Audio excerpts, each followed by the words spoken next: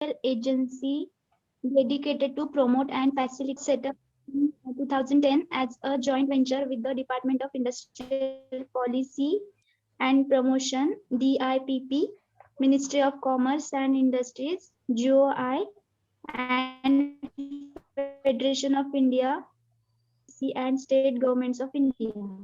Correct. GOI म्हणजे काय रे?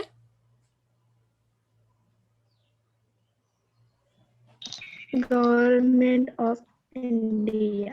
Correct. Very good. Government. So Vedanti, पुढचं वाच बरं. पुढे काय लिहिलंयस तू तुझ्या ह्याच्यात नोट्स मध्ये?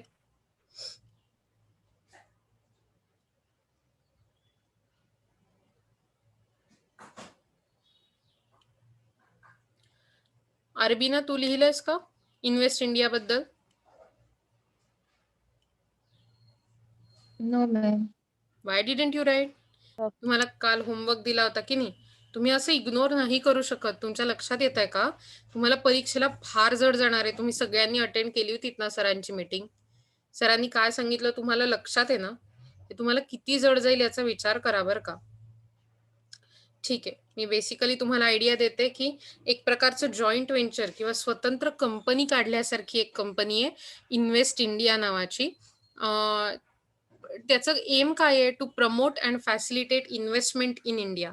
सो बाहेरच्या लोकांनी भारतात मोठ्या प्रमाणावर इन्व्हेस्टमेंट करावा याच्यासाठी हा सेटअप सुरू करण्यात आला आहे 2010 मध्ये. काय काय त्यात इन्व्हॉल्व? तर department of industrial policy and promotion, dip, ministry of commerce and industries, so MCI, government of India म्हणजे central government, federation of Indian chambers of commerce and industry FICCI आणि स्टेट गव्हर्नमेंट सगळी राज्य सरकार यांनी मिळून त्यांचे प्रतिनिधी देऊन ही कंपनी सारखी नॉन प्रॉफिट ऑर्गनायझेशन किंवा नॉट फॉर प्रॉफिट ऑर्गनायझेशन सुरू केलंय. And it acts as a single window facilitator the prospective overseas investors and to those who wish to investment in foreign locations. Hence, it is a mechanism to attract investments and can be seen as an investment promotion agency, IPA, in India. So जास्तीत जास्त लोकांनी invest करावं इंडियामध्ये म्हणून promote करणारी, म्हणून त्यांना सगळ्या प्रकारच्या फॅसिलिटी आणि गायडन्स पुरवणारी ही एक इन्व्हेस्टमेंट प्रमोशन एजन्सी आहे. ही एजन्सी इतर गोष्टींपासून का वेगळी आहे? तर ही कोणत्याही प्रकारचं गव्हर्नमेंट ऑर्गनायझेशन नसून ते एक नॉट फॉर प्रॉफिट कन्सर्न आहे. ओके, लक्षात येत आहे? म्हणजे एका कंपनी सारखा दर्जा तिला दिलेला आहे. It aims to create investment friendly climate in India by simplifying the business environments for investors, provide various support systems like marketing strategies, industry analysis, partners and location search and promotion policy decision making. So जर तुम्ही बघितलं तर या सगळ्या मोठमोठ्या प्रमाणावर support करणं इन्व्हेस्टर्सना, त्यांना पॉलिसी डिसिजन्स मधून जास्तीत जास्त मोटिवेट करणं, त्यांच्यासाठी गरजेचे पार्टनर्स, लोकेशन सर्च करणं, या सगळ्या गोष्टीसाठी फॅसिलिटीज किंवा असिस्टन्स देणं हे IPA करते. That is investment promotion agency, invest India. It facilitates meeting with relevant government and corporate officials and organizes actions investment road shows. It also provides remedial actions on the problem faced by investors. It promotes bilateral investment by MOUs. MOUs म्हणजे Memorandum of Understanding, as the one signed in 2016 with Africa known as Korea Plus. So आपण आफ्रिकेतील देशाबरोबर, आफ्रिकेबरोबर जे MOU sine केलाय, memorandum of understanding, ज्याच्यात bilateral investment म्हणजे दोन्हीकडून investment provide करण्याची facility आहे. ज्या प्रोजेक्टचं नाव आहे कोरिया प्लस. ओके, हे 2016 मध्ये साईन झालंय. An investment facilitation sale was launched in India portal,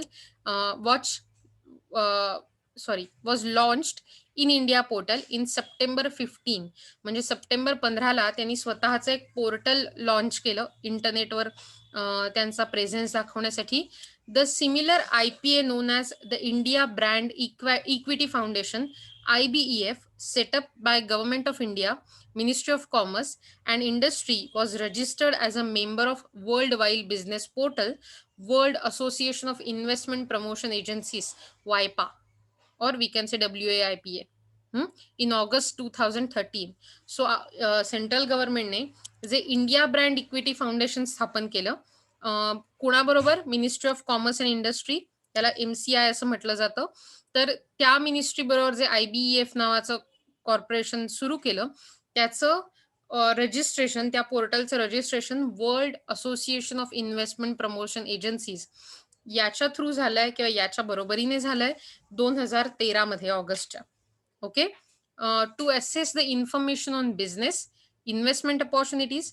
However, Invest India offers actual consultancy and advisory services, and it intended to become the first reference point for the global investment community. म्हणजे हे नुसतं investment promotion नाही, तर जे investment करू इच्छितात कुठल्याही प्रकारे त्यांचा फर्स्ट रेफरन्स पॉइंट असू शकतो आहे. म्हणजे कोणीही जर इन्व्हेस्ट इंडियाला अप्रोच केलं तर ते कुठूनही जगातून भारतात इन्व्हेस्टमेंट करण्यासाठी, तर त्यांच्यासाठी कशा प्रकारे इन्व्हेस्टमेंट करणं, त्याला कन्सल्ट करणं, त्यांना ॲडवाईस देणं आणि त्यांना सगळ्या प्रकारची मदत करणं, यासाठी इन्व्हेस्ट इंडिया हे इतर सगळ्या पोर्टल्सपेक्षा खूप महत्वाचं ठरतं. Okay. Let's move to the skill development and training programme. तुम्ही इथपर्यंत होपफुली काल नोट्स काढल्या होत्या. मी एवढंच करू शकते, मी अंडरलाईन पार्ट करू शकते ज्याच्याबद्दल तुम्ही नोट्स काढाव्यात असं मला वाटतं. तुम्ही त्याचा स्क्रीनशॉट मारा, नोट्स काढा, इट्स अप टू यू. पण मला तुम्ही लिहिलेल्या गोष्टी हव्यात, मी सांगेन तेव्हा. ओके. सो होपफुली तुम्ही हे लिहत असाल जे मी सांगते ते. We are moving towards the skill development and training programme. माझा पहिला प्रश्न तुम्हाला असा आहे की भारतात स्किल डेव्हलपमेंट मुव्हमेंट करण्याची गरज का पडावी?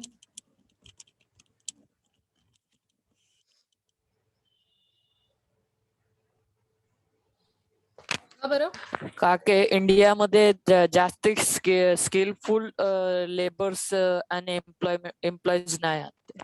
करेक्ट. सो असा विचार करा, एकतर भारतात जे एम्प्लॉयमेंट अवेलेबल आहे ती कमी आहे आणि त्यातूनही जे एम्प्लॉईड लोक आहेत ते स्किल्ड नाही आहेत किंवा कमी स्किल्ड आहेत. रादर दॅन आपण असं म्हणू शकतो की एम्प्लॉईड होण्यासाठी, नोकरी मिळण्यासाठी जी स्किल्स आवश्यक असतात, industrial skills, corporate skills, communication skills, computer skills, ही आपल्याकडच्या वर्कर्समध्ये नाहीत.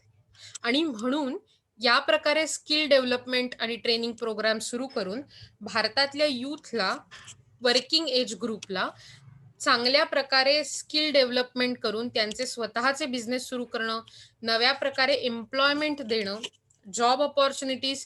म्हणजे सरकारचं असं म्हणणं आहे, मी रिसेंटली एक इंटरव्ह्यू ऐकला होता, त्यात असं ऐकलं होतं की कदाचित आम्ही तुम्हाला जॉब असा हातात देऊ शकणार नाही या इंटरव्ह्यूला, कारण आत्ताच्या काळात लॉकडाऊनच मोठ्या प्रमाणावर आहे. पण जर समजा असं झालं की मी स्वतःचाच बिझनेस सुरू केला नवीन स्किल अक्वायर करून आणि तिथे 4 लोकांना काम दिलं, that means I am a self employed and I have created job for 4 new people. याचाच अर्थ तुम्ही तुमच्या बाजूने अनएम्प्लॉयमेंट कमी करताय, तुम्ही स्वतःला एम्प्लॉईड करताय. आणि त्याच्यासाठी अशा प्रकारची यूथ, कारण असा विचार करा आपली पॉप्युलेशन इतकी आहे, या सगळ्यांसाठी जॉब क्रिएट करणं हे फार मोठं कठीण काम आहे. बरोबर. आता मला सांगा, मी तुमच्यापैकी लोकांना एक जॉब ऑफर करते. ओके. जॉब काय आहे? आमच्या घरी बाजूला, म्हणजे बघा, आमच्या घरी बाजूला काही चिरे पडलेले आहेत आणि हे चिरे उचलून त्यांचा बंधारा बनवायचा आहे आणि तो बंधारा नाही, ज्याला आपण बांध म्हणतो, त्याला सिमेंटले लिंपायचं आहे आणि त्याला कलरिंग करायचंय. आता हा जॉब तुम्ही, मला इथे दिसताय 12-14 जण आहात, किती लोक ऍक्सेप्ट करतील?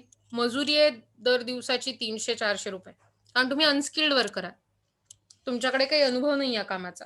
किती लोक कामाला घेतील रे? हात वर करा की जे काम करायला तयार आहेत अशा प्रकारचं. So there is no single hand, एकही हातवर नाहीये. Prachi, that's a nice of you, कारण तुला माहितीये की मी तुमची शिक्षिका आहे असं म्हणू आपण. ओके, ठीक आहे. पण तुम्हाला हे असा विचार करा की ते एवढे मोठे चिरे उचलणं, thanks for, you can put down your hands. Okay. खूप थोडी लोक आहेत तुमच्यातली की जी तयार आहेत. एक्झॅक्टली सांगायचं तर फक्त 2 एवढ्या लोकांमधली. सो असा विचार करा की इतक्या मोठ्या चिऱ्यांचा इतक्या मोठा बंधारा बांधणं आणि ते विचार करताना मी ग्रॅज्युएट झालोय किंवा होणार आहे हा विचार बाजूला ठेवणं हे खूप कमी लोकांना शक्य असतं. ओके, प्रत्येकाला मला तुमच्यापैकी कुणीही 1 बाय 1 कशा प्रकारचा जॉब तुम्हाला मिळाला पाहिजे भविष्यात अशी तुमची इच्छा आहे सांगा बरं. कोण सुरुवात करताय? तुमचं स्वप्नातला जॉब कसा असला पाहिजे? म्हणजे तुम्ही कसे दिसताय तुम्हाला 5-10 वर्षात? हां साहेब? I should be self-employed and I have to start in investment in cryptocurrency and stock market. हं. And I am I have a good returns in approximately 25 to 30% in month. Great, great. So असा विचार करा की तुझ्या आसपास तुझं office कसं दिसतंय तुला? तुझ्या ऑफिसमध्ये बसलायस ते.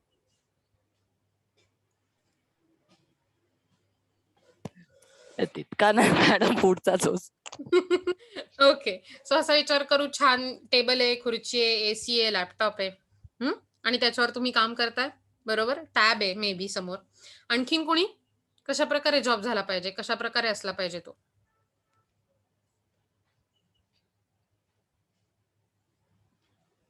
रिअली? वैभवी? विक्रांती? चुकून म्हटलं मी वैभवी. शी is from another class. Vedanti? श्रद्धा? प्राची? दोन्ही प्राची? साईमा? नोबडी? Hello, ma'am. आधी प्राचीला बोलू दे आणि मग त्याच्यानंतर वेदांतीला बोलायला सांगूया. प्राची बोल.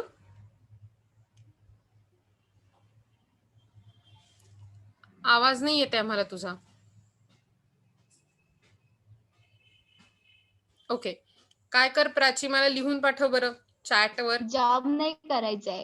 मग काय करायचंय प्राची?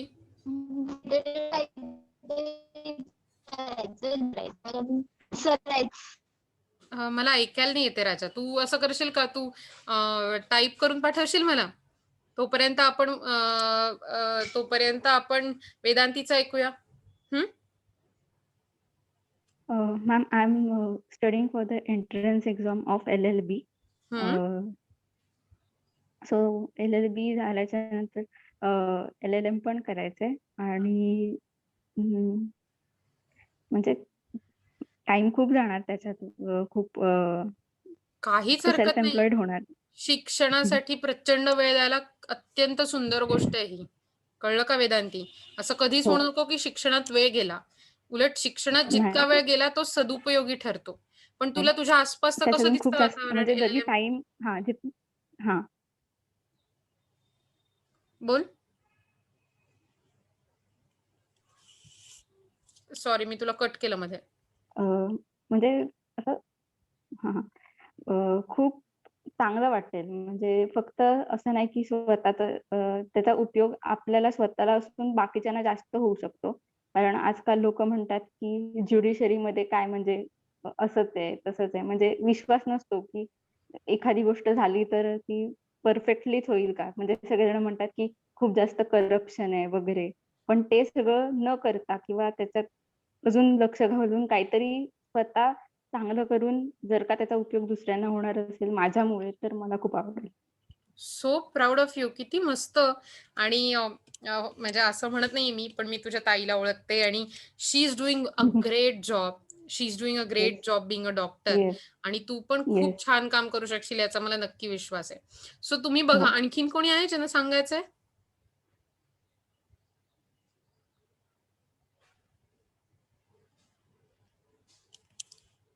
मग नो मॅम. ओके. का नाही सांगायचंय? तुम्हाला 5 वर्षात तुम्ही कुठे असाल याचा एक अंदाज बांधता येतोय का? अगदी 5 वर्षात सोडून द्या. मी तुम्हाला काय विचारलं होतं, तुम्ही जेव्हा काम करत असाल तेव्हा कामाच्या अवतीभोवती कसं वातावरण आहे असं तुम्हाला वाटतं? आता तुम्ही टीवायला आहात ना, मग टीवायला तर तुम्हाला विचार करायला येस हरकतच मॅम. नाही. Okay ma'am. मैडम सबसे पहले मैडम अपने को है ना खुद का बिजनेस चालू करने का है. ओके. क्योंकि अपन है कॉमर्स में. मग कसला प्रकारचा बिझनेस? फ्लिपकार्टचा आहे मॅडम. मैडम अभी तो को सोचे नहीं है. ओके, पण म्हणजे बिझनेस सुरू करणार म्हणजे काहीतरी तुम्हाला तुमच्या समोर फ्लरिश दिसतंय, काहीतरी नवीन योजना आहे आणि जी फुलफिल करणं तुम्हाला आवडतंय, आवडणार आहे, बरोबर? सो हे करण्यासाठी तुम्हाला सगळ्यांकडे, जसं की कुणाला LLB करायचंय, कुणाला बिझनेस सुरू करायचा आहे, कुणाला इन्व्हेस्टमेंटमध्ये जायचंय, ब्रोकर आणि या सगळ्यात, कुणाला आणखीन काही वेगवेगळं करायचं असेल, बरोबर?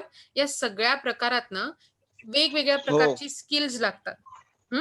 आणि त्यामुळे ही स्किल्स अचीव करण्यासाठी जर तुम्ही बघितलं तर भारतात 65% जास्त युथ आणि वर्किंग एज ग्रुप आहे. ओके, म्हणजे केवढ्या मोठ्या प्रमाणावर युथ आहे बघा. युथ म्हणजे तरुण आहे. आणि तसं असताना या सगळ्यांसाठी एक चांगल्या प्रकारचं स्किल डेव्हलपमेंट स्कीम सुरू करणं गरजेचं आहे. आणि म्हणून 2015 मध्ये national policy for skill development and entrepreneurship नावाची स्कीम सुरू करण्यात आली. बघा, मी 3 ठिकाणी अंडरलाईन केलंय जे तुम्ही लिहिणं अपेक्षित आहे.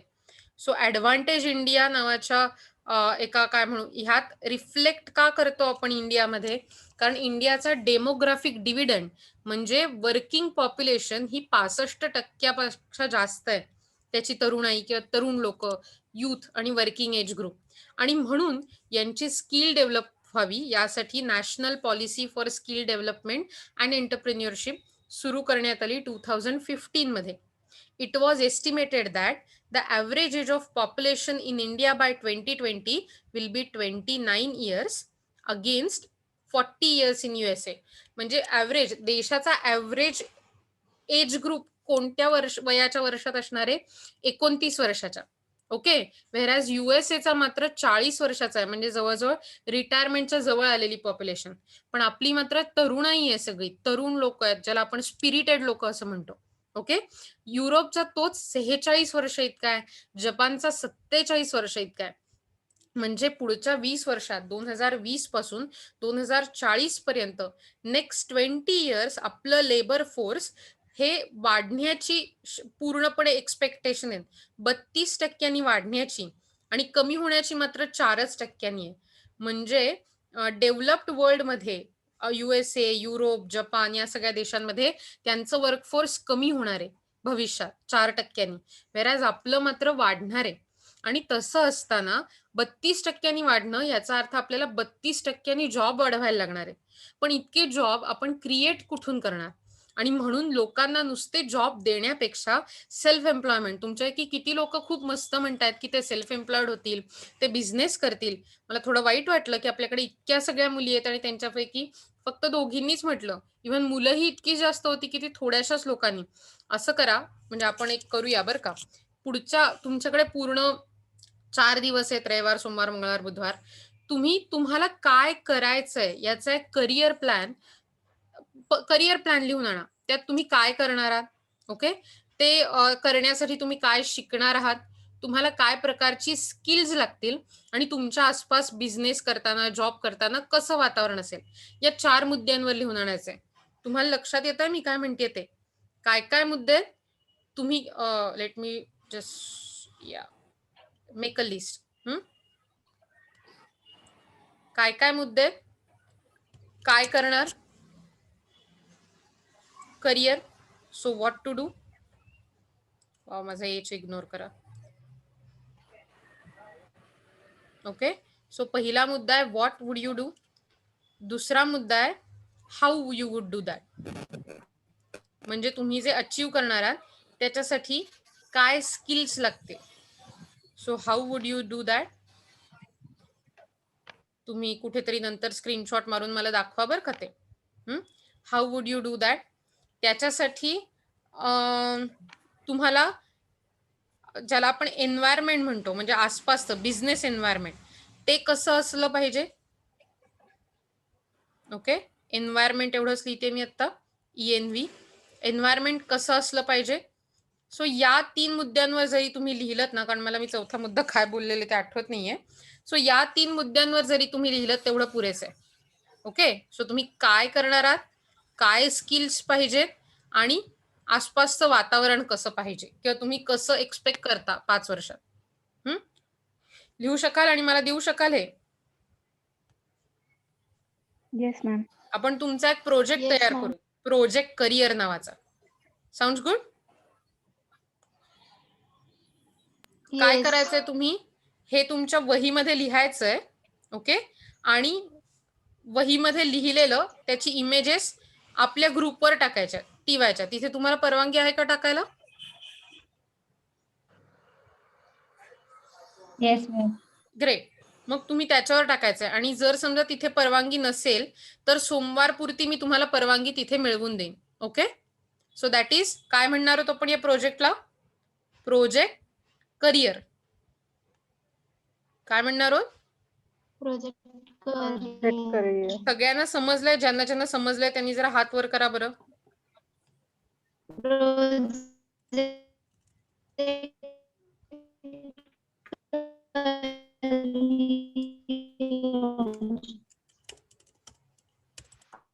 Okay, so project career.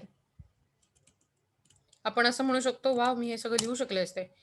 What to do as career. Second,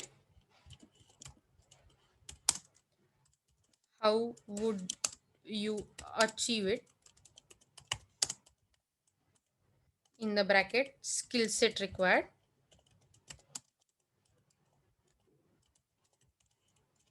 आणि सेकंडली, वाव मी किती चुकीच्या पद्धतीने कधी कधी लिहू शकते. Required. and 3 is environment while you are employed in next 5 years. मुद्दे कळलेत तुम्हाला? सो मी माझं प्रेमळ असं ड्रॉइंग बंद करून तिथे नीट लिहू शकते. सॉरी. सो तुम्हाला दिसतंय रे मी जे काही लिहिलंय ते? Yes ma'am ma'am. Third point incomplete है, पूरा नहीं दिख रहा. Yes exactly. And how can I reach that? तुम्ही लक्षात घेऊ शकता रे मी काय लिहिलंय ते? तिथे मला पोचता येते आता. नवीन नवीनच हे सुरू होत आहेत तिथे. So how environment while you are employed next 5 years असं लिहायचं होतं तिथे. ओके, सो तुम्ही मला सांगायचंय हे, मी तुम्हाला टाकेन ह्याच्या विषयी, आणि मला सोमवारी तुम्ही द्यायचे त्याच्यावरती द्याल. Yes ma'am. Yes, ma'am. आणि हे पूर्ण क्लाससाठी आहे, सो फक्त अटेंड करणाऱ्यांसाठी नाहीये. ओके,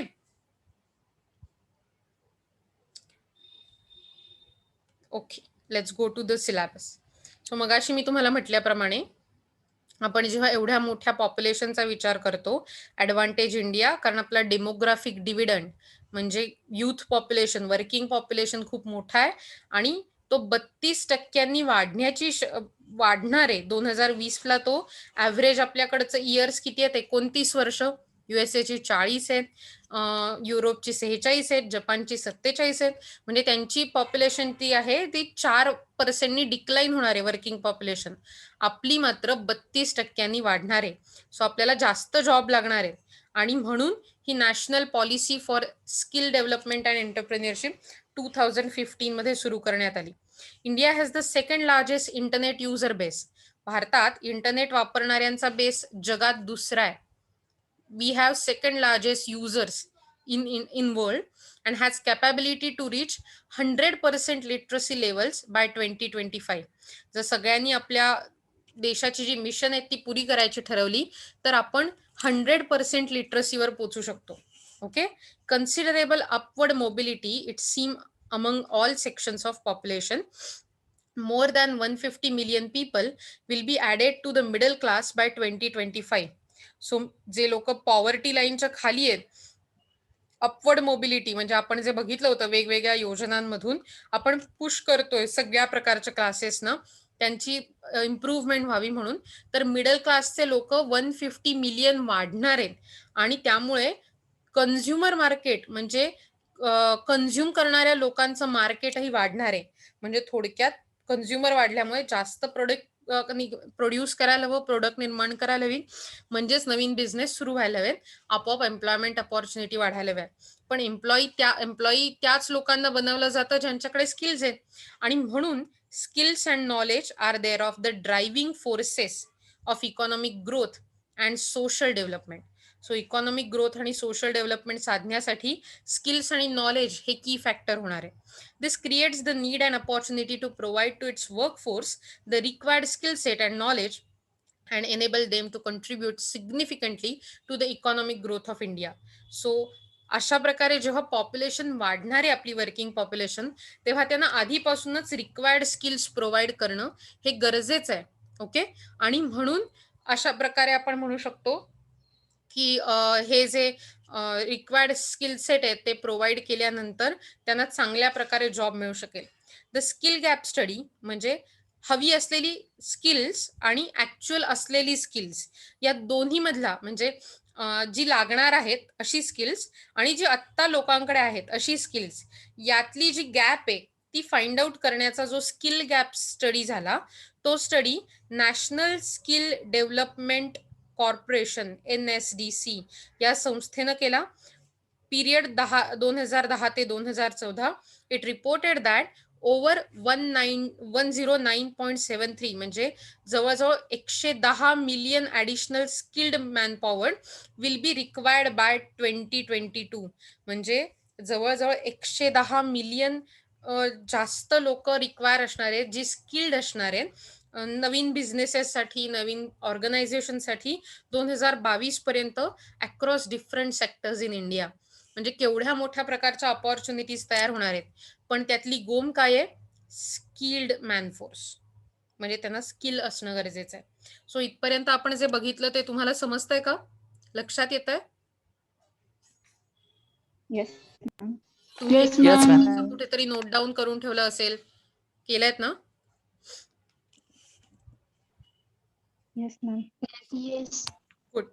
सो असा विचार करा, नोट डाऊन केलं नसेल तर प्लीज मी तुम्हाला नोट्स पाठवल्या, त्यातून हे नोट्स काढून ठेवा, याच्यावर मोठा प्रश्न येऊ शकतो. हा, द युनियन बजेट 2015 म्हणजे जे आपलं केंद्रीय बजेट असतं 2015चं, या बजेटने अशा प्रकारचा मार्ग तयार केलाय for the launch of skill mission. म्हणजे त्यांनी स्किल मिशन नावाचं मिशन लॉन्च केलं to compliant the PM Modi's skill India launch in 2015 जुलै. सगळ्या भारतीयांना स्किल्ड बनवायचं हा अजेंडा घेऊन जे स्किल इंडिया मिशन सुरू केलं, तर त्याच्यासाठी स्किल मिशन सुरू करण्यात आलं 2015च्या युनियन बजेटमध्ये, ज्याच्या थ्रू केंद्र सरकार असं टार्गेट करत होतं की जवळजवळ 40 करोड लोकांना स्किल्ड बनवायचं वेगवेगळ्या स्किल्सनी 2020 पर्यंत. आता हे खरं झालंय नाही झालंय, किती झालंय हे आपण नंतर ट्रॅक करूच शकतो.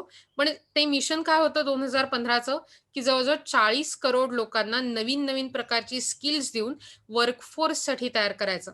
It was observed that there was approximately 20 different government bodies in the India running skill development with no coordination between them, and there was no unified definition of skill. So skill म्हणजे नक्की काय, आणि त्या accordingly वेगवेगळ्या organisation मध्ये, government department मध्ये 20 वेगवेगळ्या department मध्ये स्किल डेव्हलपमेंट प्रोग्राम चालू होता, पण त्या एकमेकांमध्ये काहीही कोऑर्डिनेशन नव्हतं. त्यांच्यामध्ये कुठल्याही प्रकारची स्किल या गोष्टीची व्याख्या केलेली नव्हती. सो नुसता referred as skill development programme. Okay, skill development efforts refer to the everything ranging from personality development to 3 to 6 months course of NSDC and NSDA, besides a 2-year program in industrial training institute ITIs. म्हणजे ITI सारख्या institutes मध्ये 2-2 वर्षांचे programme, तसेच personality development सारखे वेगवेगळे programme जे 3 ते 6 महिने चालतात, जे NSDC म्हणजे आपण कोणतं बघितलं होतं, तुम्हाला आठवत असेल तर वरती सांगा बरं, फुल फॉर्म आठवतोय का? NSDC म्हणजे काय त्याचा? National, no ma'am. आपण वरती बघितलं होतं हे national skill development corporation. Okay, राहील लक्षात? So national Yes, skill ma'am. Development national skill development corporation मध्ये आणि NSDA अशा प्रकारच्या वेगवेगळ्या प्रकारच्या संस्थांमधून ते होत होते. It was observed that technology was not emphasized for the quality of skills imparted, no set parameters, curriculum, delivery channels were present, while China's formal training program was offered to 80% of full-time employees and India offered only 36%. So असा विचार करा, हे mission सुरू करण्याआधी भारतात वेगवेगळ्या प्रमाणावर वेगवेगळे प्रोग्राम चालू होते स्किल डेव्हलप करण्याचे 20 डिफरंट गव्हर्नमेंट सेक्टरमध्ये. ओके, पण त्या एकमेकांमध्ये काही कोऑर्डिनेशन नाहीये. त्यातून काय प्रकारची किती उपयोगी स्किल्स दिली जात आहेत याचा काहीही लेखाजोगा मांडलेला नाहीये. हा प्रॉब्लेम होता. ओके, आणि त्याच्यामुळे काय झालं होतं की तुम्ही कितीही स्किल डेव्हलप केली तरी त्याचा काही फारसं करिक्युलम नाही, त्याला कुठे रेकॉग्निशन नाही, आणि याच्यामुळे अतिशय मोठ्या प्रमाणावर फक्त एक प्रोग्राम रन केल्यासारखं झालं होतं, त्याला काही फारशी मान्यता नव्हती. ओके, सो ह्या सगळ्याचं मी तुम्हाला अटेंडन्स शीट दिली. ओके, अटेंडन्स लावा आजची. सो या सगळ्याचं जे काय म्हणू आपण सार आहे ते असं होतं की आपल्याला एक युनिफाईड एफर्ट्स हवे. चायनामध्ये जवळजवळ 80% फुल टाइम एम्प्लॉईड म्हणजे ऑलरेडी जॉबमध्ये असलेल्या लोकांनाही 80% ट्रेनिंग दिलं जातं फॉर्मल ट्रेनिंग प्रोग्राम मधून. पण भारतात मात्र ते फक्त 36% लोकांना दिलं जातं, which is very bad in a way. आणि म्हणून आपल्याला अशा प्रकारच्या गव्हर्नमेंट रेग्युलेशनची गरज होती ज्यातून स्किल आणि ट्रेनिंग डेव्हलपमेंट प्रोग्राम्स निर्माण होतील. कारण आपल्या भारताला आपल्याला ग्लोबल मॅन पॉवर हब बनवायचंय. आपल्याला जसं आपण काल बघितलं ग्लोबल मॅन्युफॅक्चरिंग हब, आपल्याकडे जास्तीत जास्त मॅन्युफॅक्चरिंग झालं पाहिजे through make in India. Skill डेव्हलपमेंटचं मिशन असं होतं की भारताला ग्लोबल मॅन पॉवर हब बनवणं. कारण आपल्याकडे खूप सारी पॉप्युलेशन आहे, खूप सारं लेबर आहे, लेबर चीप रेटमध्ये अवेलेबल आहे, आणि तसं असताना लोकांनी आपल्याकडे मॅन पॉवरसाठी यावं, आपल्याकडून लेबर घेऊन जावं. याच्यासाठी म्हणून आपल्या लेबरची क्वांटिटी आणि क्वालिटी सुधारणं, क्वालिफाईड पीपल तयार करणं, हे ओव्हरऑल याच्यासाठी हे स्किल डेव्हलपमेंट मिशन अतिशय गरजेचं होतं. ओके, सो तुम्ही अटेंडन्स लावता, तुम्हाला काही प्रॉब्लेम तर येत नाही येतात? नाही दिसत आहे मला. ओके, त्यात तुमचा लेटेस्ट रोल नंबर भरायचा आहे जे काल नव्हते त्यांच्यासाठी. ओके, हां, तर मग पुढचं काय होतं, goal and visions to connect supply with the demand for skilled people. एक सेकंड हा मित्रांनो, माझ्याकडे काहीतरी इंटरनेट एरर दिसते. या सो याच्यासाठी गोल्स काय होती, विजन्स काय होती, to connect supply with demand for skilled people. म्हणजे जितक्या लोकांचा सप्लाय होतोय तितकी डिमांड क्रिएट करणं आणि त्या डिमांडला स्किल्ड लोक पुरवणं जॉबसाठी. इंटरनॅशनल पार्टनरशिप त्यासाठी रेस करणं, ग्लोबल इंडियन वर्कफोर्स क्रिएट करणं, या सगळ्या गोष्टी या गोलच्या अंडर येत होत्या. To create pipeline of skilled people म्हणजे तुमच्याकडे तयारच आहेत लोक, तुम्ही सांगा कुठे जॉब ऑपॉर्च्युनिटी आहे, हे लोक तिथे जातील, तिथे जॉब घेतील. अशा प्रकारची स्किल्ड पीपलची काय म्हणू पाईपलाईन म्हणजे अपकमिंग पिढी असं आपण म्हणू शकतो इथे तयार करणं. Okay, to promote workforce in organise sector म्हणजे ऑर्गनाइज सेक्टर जिथे लेबरचं रजिस्ट्रेशन करून घेतलं जातं अशा प्रकारच्या ऑर्गनाइज सेक्टरमध्ये वेगवेगळ्या प्रकारची एंटरप्रिनरशिप वाढवणं, जॉब क्रिएट करणं आणि इकॉनॉमीला बूस्ट करणं आपोआप हे सुद्धा एक प्रकारचं गोल होतं. To certify the quality and relevance of a training institutes on 3 levels. 3 प्रकारच्या लेव्हलमध्ये अशा प्रकारच्या ट्रेनिंग इन्स्टिट्यूट्सची क्वालिटी वाढवणं आणि त्यांना these could be achieved by some initiative. त्यासाठी काही इनिशिएटिव्ह होते. Firstly alignment of formal qualifications with national skill qualification framework. म्हणजे ज्या प्रकारे नॅशनल स्किल क्वालिफिकेशन फ्रेमवर्कमध्ये सांगितलेली डायरेक्टिव्ह आहेत त्या डायरेक्टिव्हचा वापर करूनच स्किल डेव्हलपमेंट प्रोग्राम रन करायचे. क्वालिटी असेसमेंट म्हणजे तुम्ही काय प्रकारचा प्रोग्राम रन करताय, त्यातून काय प्रकारची स्किल्स इम्पार्ट करताय, त्याची क्वालिटी काय हे चेक करायचं. आणि त्या certification of a skilled people याचं एक व्हॅल्यू राहिली पाहिजे. अदरवाईज XYZ सर्टिफिकेट याला काहीच मान्यता नसते. ते सर्टिफिकेट आपण देतोय तर ते बघून त्या पर्टिक्युलर माणसाला जॉब करण्यासाठी उपयोग झाला पाहिजे, हे महत्वाचं असतं. Then lastly excellence through partnership with corporate business and industry. म्हणजे फक्त हा गव्हर्नमेंट प्रोजेक्ट न राहता त्याची प्रायव्हेट किंवा कॉर्पोरेट पार्टनरशिप होऊन वेगवेगळ्या प्रकारच्या बिझनेसेस बरोबर, इंडस्ट्री बरोबर याचं एफिशियन्सी वाढली पाहिजे, एक्सलन्सी वाढली पाहिजे आणि आपण अपलिफ्ट झालो पाहिजे. So this is to certify the quality and relevance of a training institute on 3 levels. Okay. So याच्या नंतरचा जो पार्ट होता तो होता पॉलिसी इनिशिएटिव्ह. तो मला वाटतं आपण उद्यापासून सुरू करूया. Policy initiative. तुम्हाला काय करायचंय, तुम्हाला काही योजनांबद्दल माहिती काढून आणायची, पण आपण ते पुढच्या लेक्चरमध्ये बघूया. इट्स ओके, कारण मी तुम्हाला ऑलरेडी एक काम दिलंय, राईट? सो तुम्हाला तुमचं काम आठवतंय, तुम्हाला काय करायचंय ते? तुम्हाला प्रोजेक्ट करिअर, येस, याच्यासाठी तुम्हाला काय करायचंय, प्रोजेक्ट करिअरच्या माध्यमातून तुम्हाला 4 विषयांवर लिहायचंय.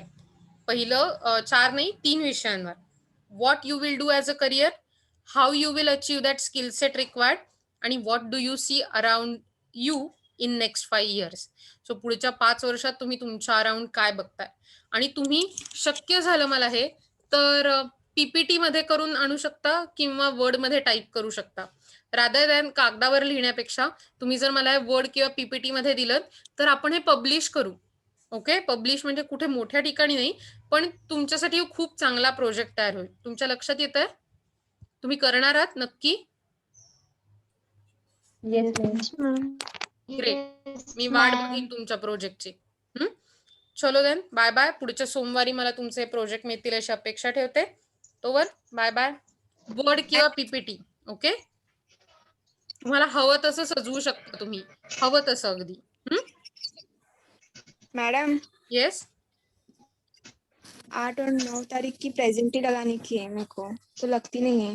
तू होतीस का